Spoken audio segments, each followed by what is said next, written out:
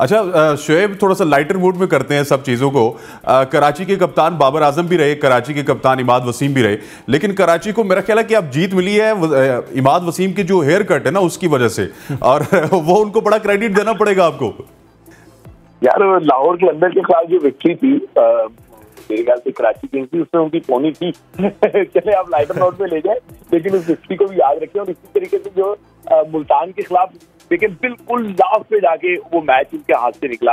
इसी तरीके से पहले एक मैच जो उन्होंने खेला पीसी के खिलाफ, गालिबन 2 रन से हारे थे, वो मैच बिल्कुल एंड में जाके उनके हाथ से निकला। तो ऐसा नहीं है कि केके ने बुरा परफॉर्म किया या मैं केके को डिफेंड कर रहा हूँ, ये स्टैट्स बताते हैं। मैं अभी कुछ स्टैट्स आपको बता देता हूँ कि उसमें अगर सिर्फ बाबर आजम, क्योंकि वो पाकिस्तान के कप्तान है इसलिए वो स्पॉटलाइट होते हैं, हम उनको वो जो है ना देखते हैं उनकी तमाम चीजों को। तो उनकी जो विक्ट्रीज डिफीट्स हैं वो 56 रन 40 रन के उससे है, फर्क से है, 6 विकेट के फर्क से हैं।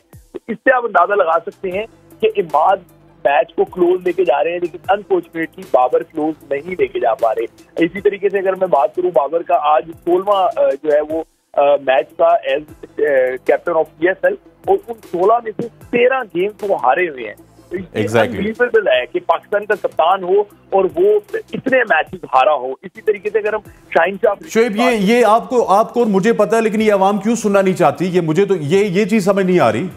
यार हमारा और आपका काम है बस बोलना, सच बोलना। अब आवाम आहिस्ता आहिस्ता सुन लेगी, हम उनको सुनाएंगे तो सुनेंगे। वैसे ये बिल्कुल नहीं सुनना चाहती शोएब। मैं आपकी ट्वीट्स भी देखता रहता हूँ, मैं अपनी फेसबुक पे जब ये चीज़ें अपलोड करता हूँ ना तो बहुत ज़्यादा आवाम से सुनना पड़ती है। लेकिन एक बड़ा इंपॉर्टेंट सवाल है शोएब कि Imad Wasim the way he is performing with the bat with the ball, मैं तो समझता हूँ कि अब कंपल्सरी हो चुका है कि इमाद वसीम को वर्ल्ड कप में लेके जाना कंपल्सरी हो चुका है। वो डिफरेंट इमाद वसीम लग रहे हैं हमें, मेहनत ज़्यादा कर रहे हैं, क्या वजह है? और आप क्या समझते हैं कि इमाद वसीम को वर्ल्ड कप में होना चाहिए?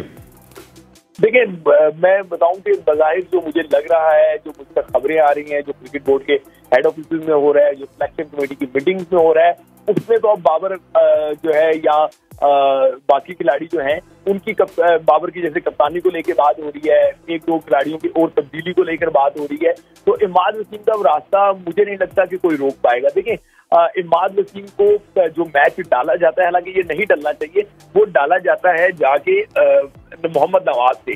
तो मोहम्मद नवाज के अगर आप इस पीएसएल के स्टैट्स देखें तो वो बिल्कुल भी अच्छे नहीं है। वो मतलब ना बॉल से परफॉर्म कर पा रहे हैं, ना वो बैट से परफॉर्म कर पा रहे हैं। तो इससे इमाद वसीम का केस जो है वो ज्यादा मजबूत हो जाता है, क्योंकि वो बल्ले से भी परफॉर्म कर रहे हैं और बॉल से भी परफॉर्म कर रहे हैं। मैं सिर्फ नवाज के स्टैट्स पे आपको हल्की सी नजर डालता हूँ। इस्लामाबाद यूनाइटेड के खिलाफ 1 रन बनाया, 34 रन दिए, कोई आउट नहीं किया।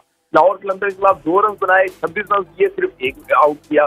पेशावर जल्दी के खिलाफ 2 रन बनाए, 48 रन दिए, सिर्फ 1 आउट किया। कराची किंग्स के खिलाफ 3 रन बनाए, 34 रन दिए, सिर्फ 1 आउट किया। मुल्तान सुल्तान के खिलाफ 14 रन दिए, 14 रन बनाए, 28 रन दिए और कोई आउट नहीं है। यानी कि सिर्फ 3 मैचेस, और अगर इन स्कोर को हम देखें तो 19, 20, 21, 22 रन जो है वो टोटल इन्होंने 5 मैचेस में बनाए हैं। तो अब जस्टिफाई नहीं करता कि मोहम्मद नवाज की जगह बच पाएगी।